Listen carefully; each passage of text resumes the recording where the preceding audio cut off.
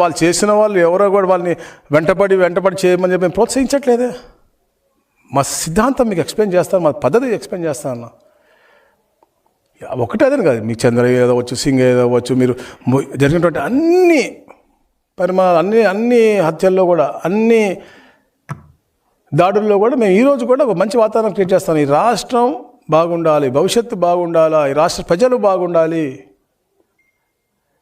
అని మేము పోతా ఉంటే వారు అరే ఈ నేషన్లోని అతి గొప్ప నాయకుడు చంద్రబాబు నాయుడు గారు ఒక డిసిప్లిన్తో, ఒక డెడికేషన్తో, ఒక రెస్పాన్సిబిలిటీ ఫీల్ అయ్యి అద్భుతంగా ఈ రాష్ట్రాన్ని అగ్రస్థానం తీసుకెళ్ళి తపనతో పనిచేస్తూ ఉన్నారు. ఆయన వయసులో ఈరోజు ఏ నాయకుడు లేడు మీకు ఈ దేశంలో. చూసుకోండి, మీరు అంత గొప్పగా ఆయన పనిచేస్తూ ఉంటే ఈరోజు మళ్ళా దాన్ని కాళ్ళకు అడ్డేయాలని చెప్పే లక్ష్యంతో నేను చూసాం. మనం ఆయన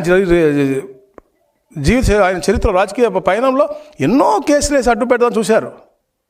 ఎక్కడ కూడా కోర్టులను ముట్టుగా వేసిన తర్వాత ఎవరైతే కేసు పెట్టారో వాళ్ళని ముట్టుగా వేసింది, లేకపోతే వాళ్ళు విత్డ్రా చేసుకున్న పరిస్థితి చూసాం. కానీ ఎక్కడ కూడా ఈయన మీద తప్పని చూపిలే. ఇలాంటి గొప్ప పొలిటీషియన్ మీద మీరు ఎలా కేసులు పెడతారని మందలించిన